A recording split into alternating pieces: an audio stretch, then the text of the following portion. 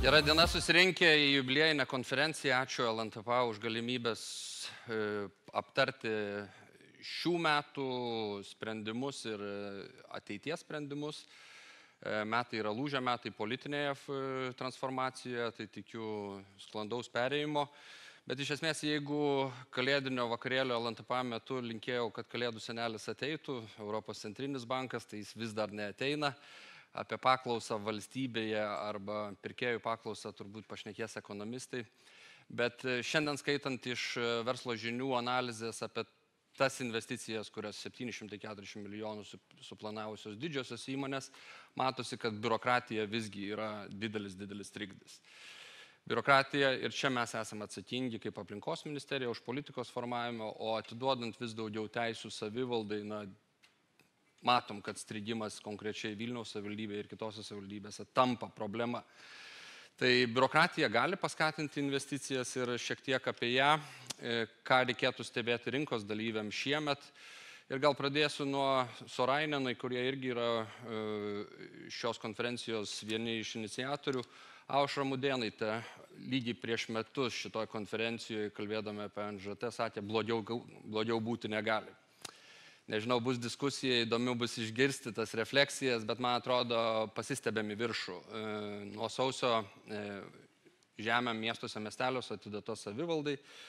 Iš esmės savivalda tapo tas administratorius valstybinės žemės nuomai, panaudai, sutikimams, servitutam, valstybinės žemės vystymo mokesčiui, sutikimams ir derinimams. Ir čia jau nuo savivaldybių priklauso, tai panaikinom tą dubliavimas ir iš esmės restruktūrizuojam nacionalinę žemės tarnybą, ją išardydami pakeliui. Tai, man atrodo, yra didelė logika apie tai, kad visgi ir dėl sklypų dydžio, jų perspektyvos apsispręstų miestų vyriausiai architektai, urbanistai, o ne valstybiniai žemėtvarkininkai, kas buvo lygi šiol. Noriu labai aiškiai deklaruoti ir atsakingai, kad viskas iš centrinės valdžios padaryta. Valstybinė žemė perduota, vyriausybės nutarimai priimti ir jau nuo sausio jūsų pateikti prašymai savivaldybėms turi būti apsvarstyti ir priimti sprendimai per 20 dienų. Vasario mėnesį bus pirmieji miestų tarybos posėdžiai, kuriuose jau bus priimami tarybų sprendimai dėl žemės nuomos ir panaudos. Tai jeigu kažkuri savivaldybė sako, kad yra nepasiruošusi arba neįmanoma, tai mes turim sėkmingas savivaldybės, kurios tą jau padarė ir galim įrodyti. Taip, kad visos paslaugos nuo šiol savivaldoje, tikėkimės ir proveržio, nes atsiranda ir galimybė formuoti sklypus, panaudai, nuomai ir prie pastatų, kurių nebuvo galima formuoti. Tai tie pastatai, kurie netitinka sklypo paskirties, tie pastatai, kurie yra nebaigti statyti, tie pastatai, kurie yra apleisti. Antroji biurokratinė tema, kur irgi šiandien verslo žinių analizėje dažnas iš jūsų vystytojų vardina, tai lėti statybų leidimai. Ir mes čia turim pripažinti, kad valstybė dalyvaudavo per daug, apsiėmusi per plačiai, statybų leidimų išdavimo sistemoje tikrinti per daug ir prieš kalėdas priėmus naują statybų įstatymo redakciją su visais lydinčiaisiais, apsispręsta nuo lapkričio statybos leidimų išdavinėti projektiniam pasiūlymams. Tas, kas pradėjo ar paruošė techninį projektą, iki lapkričio galės užbaigti jį su techniniu projektu, nebūtinai su projektiniu pasiūlymu. Viešinimo tvarka, jeigu baigta iki lapkričio, irgi taipogi bus pagal seną tvarką. Bet kad būtų saugumas rinkai, mes iki gegužės planuojame pateikti, kas visgi įeina į projektinių pasiūlymų apimti tam, kad rinka žinotų. Ir čia mūsų tikslas yra visgi susiaurinti, maksimaliai susiaurinti, kad valstybė ir jūs apsispręstumėte dėl to, ar iš esmės pastatas ar statinys yra leidžiamas statyti žymiai anksčiau ir procesą paankstinti bent pusmečių nuo dabartinės tvarkos, o tai sutaupytų 30 000 administracinių sprendimų savivaldybėse, tai sutaupytų 1000 darbo valandų jums ir jūsų projektuotojams. Galų gale bankiniai sprendimai, planai galėtų būti žymiai ankstesni. Tai susiję ir su didelės atsakomybės perdavimu rinkos atestuotiems specialistams. Valstybė atsitraukia nuo statybų leidimo išdavimo, tikrina tik projektinius pasiūlymus, bet atestuoti specialistai perima didelę atsakomybę, todėl jų priežiūra stipriai suintensyvės.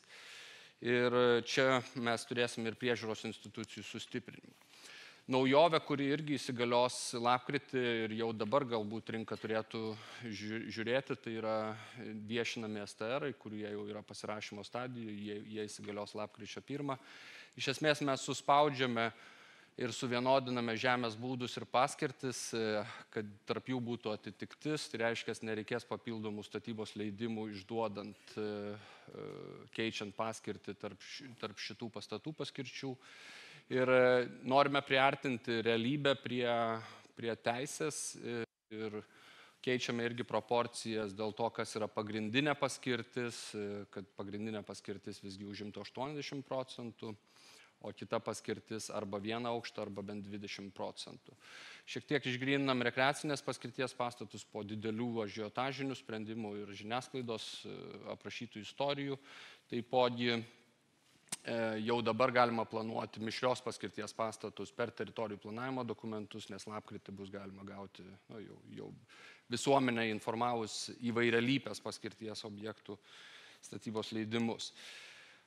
Taipogi su statybos įstatymu įsigalioja ir nauja infrastruktūros mokesčio mokėjimo tvarka, tai palengvina vystytojams apyvartinių lėšų, nebereikalauja įšaldyti jų, žymiai anksčiau prieš statybos leidimą reikalauja sumokėti mokesčius tik tai prieš pradedant faktinės statybas, lygiai tas pats galioja ir su teisė statyti valstybinėje žemėje, tai reiškia, kad apyvartinio kapitalo įšaldymas yra žymiai labiau sumažinimas. Taipogi atsiranda teisė atsiskaityti natūrą, tai yra sklypais arba etapuoti projektą ir nebūtinai viso sklypo arba visą projektą apmokėti iš anksto. Šiek tiek apie skaitmenizaciją, gal ne tiek įtakoja vystytojus, kiek visuomenę ir viešumą. Nuo sausio startavo Žemės informacinė sistema, kurioje jūs planuoju statau.lt galite nueiti ir pamatyti visos Lietuvos laisvą valstybinę žemę ir suformuotą ir privačią ir perduotą patikėjimo arba panaudos teisę. Per tą portalą jūs galite pamatyti, kas pateikia prašymus išsinuomoti arba pirkti žemę ir vieši sprendimai, savivaldybių sprendimai, tarybų sprendimai bus matomi taipogi šitoj platformai. Nuo gegužės infostatyboje atsiranda objekto kortelė, kur matosi kiekvienas nuo teritorijų planavimo iki techninio projekto prisektas QR kodas, kuris bus viešinamas tam, kad visuomenė žinotų pilną informaciją. Šiemet taipogi baigiame konsoliduoti nacionalinį statybos informacinį katalogą, kitaip sakoma BIMą, tam, kad iš esmės, kai statybų procesas taptų be popierinis, mes galėtumėm turėti vienodą standartą tarp visų Lietuvos institucijų, kaip mes skaitome techninius projektus, kaip mes užtikrinam statinio gyvavimo ciklą, kokią informaciją kaupiame ir kas yra lietuviškas standartas. Tai įgyvendinant instituciją SSVA, po to sukurs ir verifikatorių įvairioms projektams patikrinti, ar jie atitinka. Kas šiemet irgi priimta ir reikėtų stebėti, tai vyriausybės įsipareigojimas statyti daugiau iš medžio, daugiau iš organikos, tai nuo lapkričio visi viešieji projektai turi būti bent 50% iš organikos, šiuo metu rengiama metodiką tam įgyvendinti, palengvinti standartai priešgaisriniai tam, kad galėtų aukšti visuomeniniai administraciniai pastatai būti statomi iš organikos. Visa renovacija pereina iš pastolinės renovacijos į skydinę renovaciją, su tuo susiję ir europiniai fondai, ir mūsų AFVOS, ir statybų sektoriaus pertvarka. Taipogi atsiranda galimybė suvirškinti ir konvertuoti apleistus statinius miestų teritorijose, juos atgaivinant, nes statybos leidimai kažkada buvo išdavinėjami su ribotų statybos leidimo terminu. Tai mes nuo šių metų leidžiame juos perstatyti pagal senus standartus ir rekonstruoti, nes jie buvo įstrigę tarp žemės ir dangaus ir negalėjo būti nei rekonstruoti, nei nugriauti ar perstatyti. Paskutinė skaidrė apie šių metų apsisprendimus, tai, kas jau yra priimta, nes po to žengsime į ateitį, tai šiemet labai daug įsigalioja nuostatų dėl to, kurios buvo išdiskutuotos su įvairiom kontroliuojančiom institucijom ir su mokesčių inspekcija, ir su notarų rūmais, ir su specialiųjų tyrimų tarnyba. Tai Kas įtakoja tikrai rinką, tai kad ūkio būdu gali statyti tik fizinis asmuo ir tik tai privatų namą ir tik tai iki 300 kvadratinių metrų, visa kita eina atestuotiem rangovam ir vystymas gali būti tik tai profesionalų rankose. Taip mes užtikrinsime ir atestatų priežiūrą, ir kokybiškesnę statybą. Kažkiek jį gali išbrangti, suprantu nuogąstavimus, kurių kelia asociacija, bet tai pasitarnaus kokybei ir legalumui. Nuo naujų metų įsigalioja 100% baigtumo reikalavimas, tai galioja tik tai sandoriams su privačiais asmenimis ir tik tai leidimams, kurie yra išimti po šių naujų metų, bet kartu tai yra rinkos apsauga nuo pilkų vystytojų arba tie, kurie ne iki galo gerbia savo įsipareigojimus. Taipogi rinkoje buvo išplitęs standartas toks, kad visgi buvo apsimestinių sandorių, kad pardavinėjama žemė, nors faktiškai jau yra pastatyti pastatai, notarai tą palaimindavo, o sekančią dieną įregistruojama 100% baigtumas nusipirkusio pastato, tai kartu su notarais ateina deklaravimas, kad tokie sandoriai nebūtų apsimestiniai, nes faktiškai rodoma tik tai žemės pardavimas, o realiai tai yra žemė su pastatu, tai tas irgi užkardoma.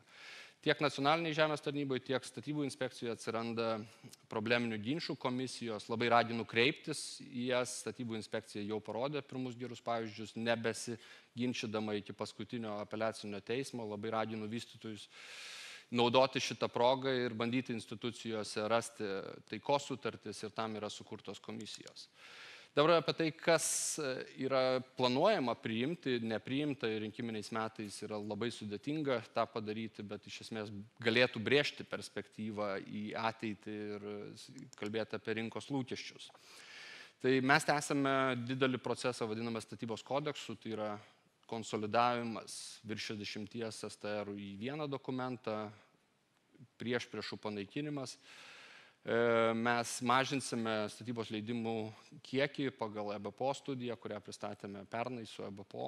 2 metus dirbome, turime aiškias rekomendacijas, kaip turėtų statinių klasifikavimas keistis. Atsitrauksime nuo hiperreglamentavimo, kai šiandien STR-ose yra parašyta, koks atstumas turi būti tarp rozečių, iš esmės į aukštesnį lygmenį. Ir stambinsime per SSVA ir konsoliduosime atestavimo kokybę, kad iš esmės šiandien mes turime per 60 įvairių atestatų, kurie turėtų būti konsoliduoti bent 5-6 kartus į stambesnės grupės. Dideli pokyčiai laukia ir tie, kurie vystys turtą miestų centruose arba pavelde.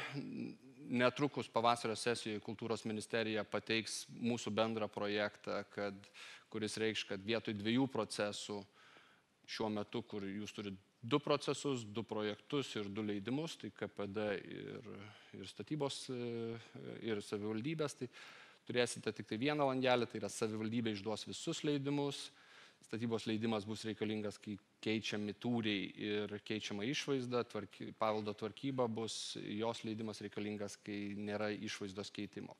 Kultūros paveldo departamentas nebeišdavinės leidimų, jisai bus tik tai sąlygas išduodant instituciją ir derinant instituciją. Pats paveldo leidimų procesas perkeliamas į infostatybą.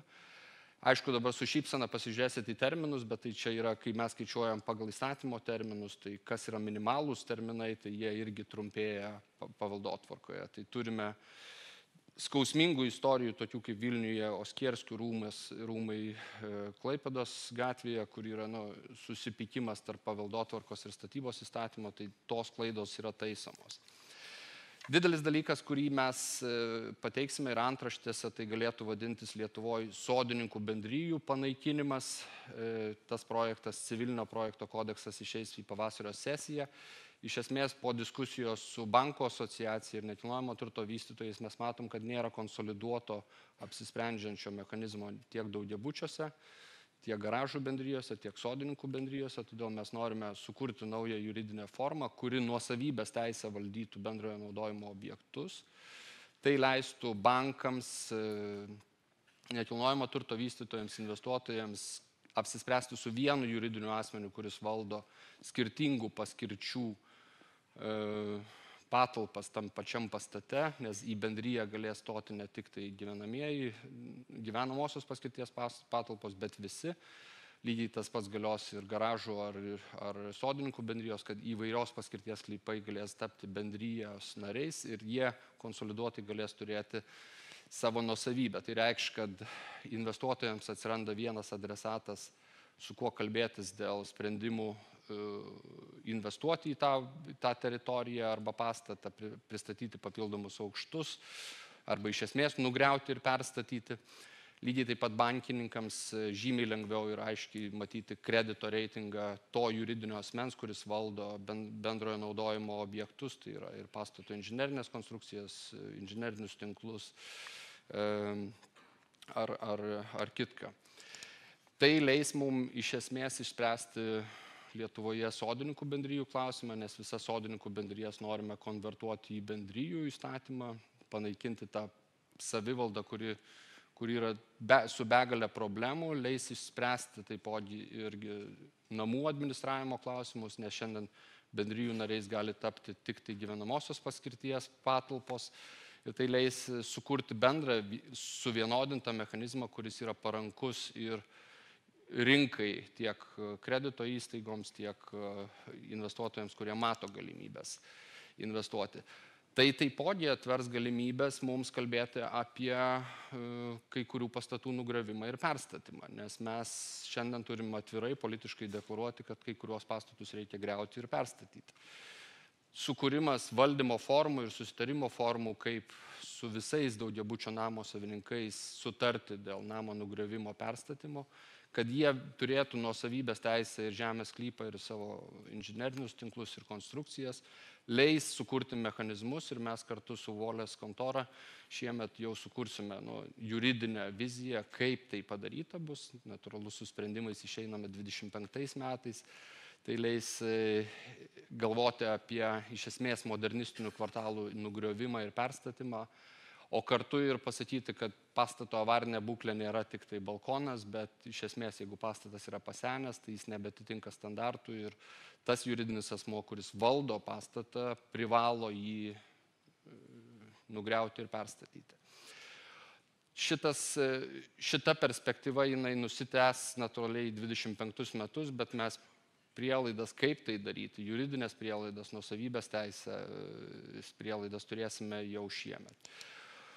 Didesnė tema, kurią Mindaugas užsiminė ir paprašė padėstyti, tai yra būsto įperkamumo problematika. Ir mes valstybėje esam pametę šitą fokusą su EBPO pernai metais kartu su Socialinės apsaugos ir darbo ministerija. Mes pasižiūrėjome, kaip mes valdome šitą sektorių ir iš esmės valstybė nėra identifikavusi, kad tai yra viešojo intereso objektas, kad būstas būtų įperkamas, kad gyventojai turėtų tinkamo standarto būstą, kad jisai benamystė būtų irgi valstybės problema.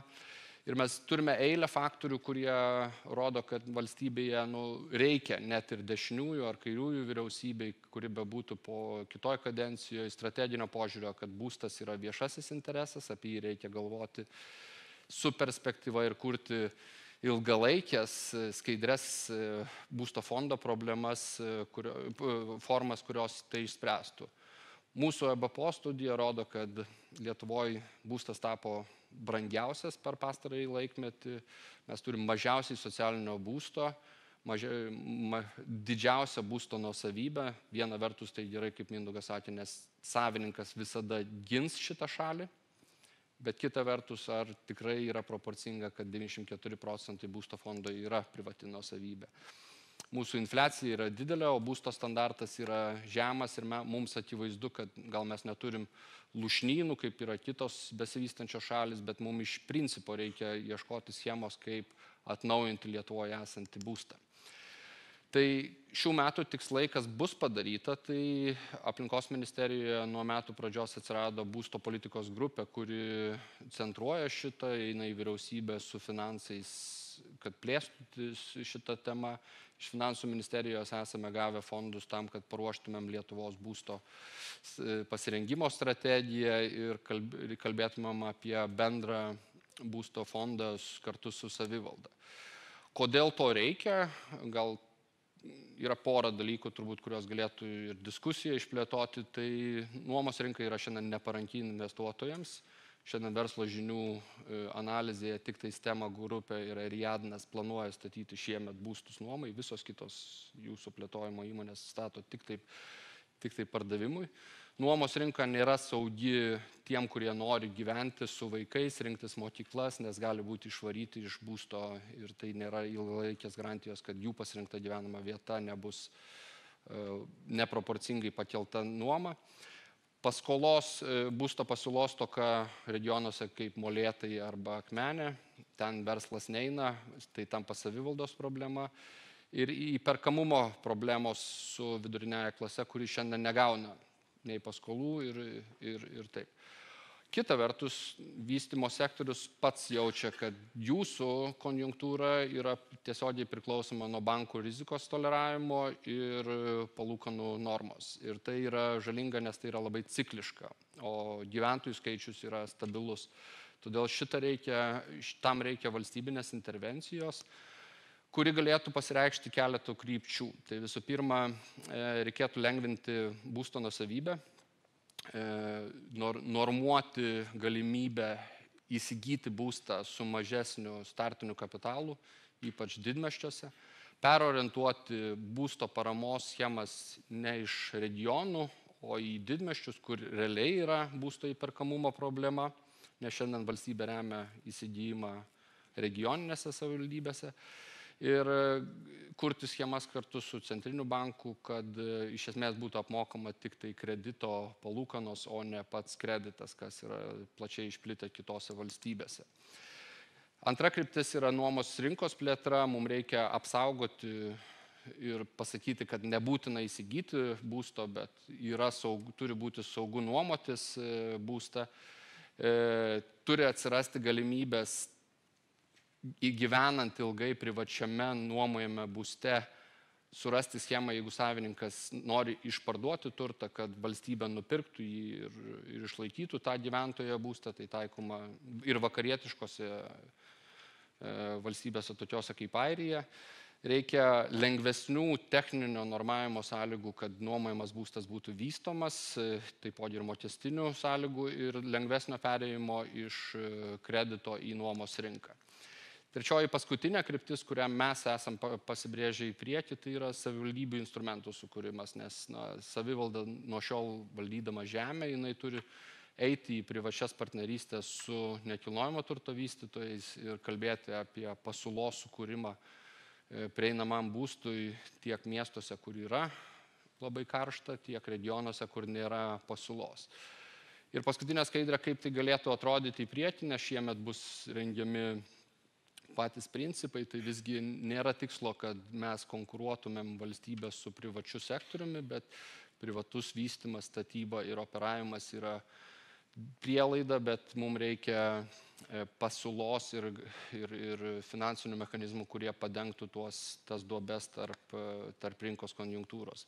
Kartu reikia įgalinti savivaldybės eiti į privačias partnerystės su nekilnojamo turto vystytojais ir pasakyti, neįmanoma turėti viešojo intereso valstybėje kaip būsto politika be papildomų fondų tam. Tai kol kas nebuvo skiriama didelių pinigų būsto politikai ir čia, man atrodo, galėtų atsirasti paklausos dedamoji, kurią paskatintų valstybė tokiais periodais kaip šis.